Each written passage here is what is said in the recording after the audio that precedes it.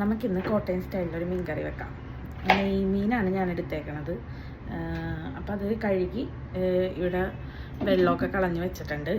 ഇനിയിപ്പോൾ ബാക്കി എന്തൊക്കെയാണ് വേണ്ടതെന്നുള്ളത് ഞാൻ കാണിച്ചു തരാം. ഉണക്കമുളക് എടുത്തിട്ടുണ്ട്, പിന്നെ കോക്കനട്ട് ഓയിൽ എടുത്തിട്ടുണ്ട്.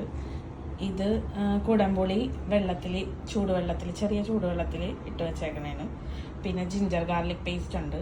പിന്നെ 2 സ്പൂൺ കാശ്മീരി ചില്ലി പൗഡറും 1 സ്പൂൺ മഞ്ഞൾപ്പൊടിയും കൂടി മിക്സ് ചെയ്ത് വെള്ളത്തിൽ വെച്ചിട്ടുണ്ട്. കുറച്ച് വെള്ളം ഒഴിച്ചിട്ട് മിക്സ് ചെയ്താൽ മതി.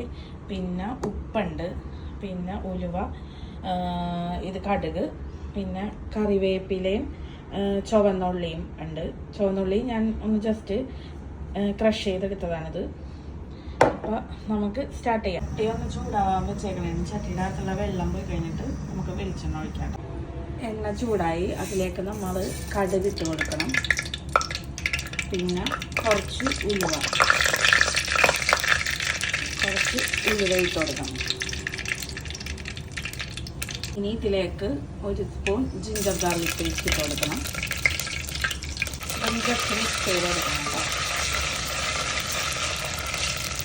ഇതിലേക്ക് ചുവന്നുള്ളി ചതച്ച് വെച്ചത് ഇട്ട് കൊടുക്കണം. പിന്നെ ഉണക്കമുളക്, ഇതിലേക്ക് ഉപ്പ് ആഡ് ചെയ്ത് കൊടുക്കണം. എന്നിട്ട് ബ്രൗൺ നിറമാവണ വരെ നമ്മൾ മിക്സ് ചെയ്ത് കൊടുക്കണം. ലൈറ്റ് ബ്രൗൺ നിറമായാൽ മതി. കറിവേപ്പില ആഡ് ചെയ്ത് കൊടുത്തിട്ടുണ്ട്. ഇതിലേക്ക് നന്നായിട്ട് മിക്സ് ചെയ്യുക.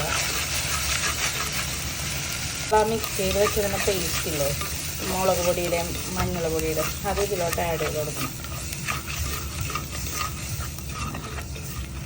അപ്പം ജസ്റ്റ് ഒന്ന് കരിയാണ്ട് ഒന്ന് മൊരിയിച്ചെടുക്കണം. ഇനി ഇതിലേക്ക് കുറച്ച് വെള്ളം ഒഴിച്ചു കൊടുക്കണം. അത് ആ മുളക് പൊടി നേരത്തെ മിക്സ് ചെയ്തതിൻ്റെ ആ പാത്രം ഒന്ന് ജസ്റ്റ് ഒന്ന് ഇച്ചിരി വെള്ളം ഒഴിച്ചിട്ട് ചുറ്റിച്ചെടുത്താൽ മതി. ഇതിലേക്ക് നമ്മൾ പുളി വെള്ളത്തിലിട്ട് വെച്ചത് അത് ആഡ് ചെയ്ത് കൊടുക്കണം. എന്നിട്ടൊന്ന് മിക്സ് ചെയ്ത് കൊടുക്കണേ. അതേ തിളച്ച് നല്ലോണം എണ്ണയൊക്കെ തെളിഞ്ഞ്, നമുക്കിവിടെ കാണാനുള്ള എണ്ണയൊക്കെ തെളിഞ്ഞ്.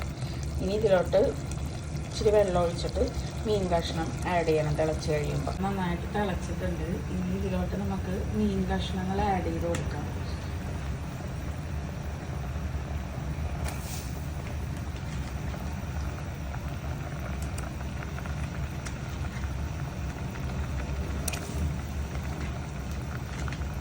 ഫിഷ് ഇട്ട് കൊടുത്ത് ജസ്റ്റ് ഒന്ന് മിക്സ് ചെയ്താൽ മതി കേട്ടോ. മീനല്ലെങ്കിൽ പൊടിഞ്ഞു പോകും. ഒന്ന് നന്നായിട്ട് തിളച്ച് കഴിയുമ്പോഴേക്കും നമുക്ക് ഒന്ന് മൂടി വെക്കാം 10 മിനിറ്റത്തേക്ക്. അങ്ങനെ മീനിട്ടിട്ട് തിളച്ചിട്ടുണ്ട്. ഇനി ഇതൊന്ന് നമുക്ക് മൂടി വെക്കാം കേട്ടോ. അങ്ങനെ നമ്മുടെ ഫിഷ് കറി റെഡി ആയിട്ടുണ്ട്. ഇനി ഇതിലേക്ക് കുറച്ച് പച്ച വെളിച്ചെണ്ണ ഒഴിച്ചു കൊടുക്കണം. എന്നിട്ട് ജസ്റ്റ് പയ്യെ ഒന്ന് മിക്സ് ചെയ്ത് കൊടുക്കുക.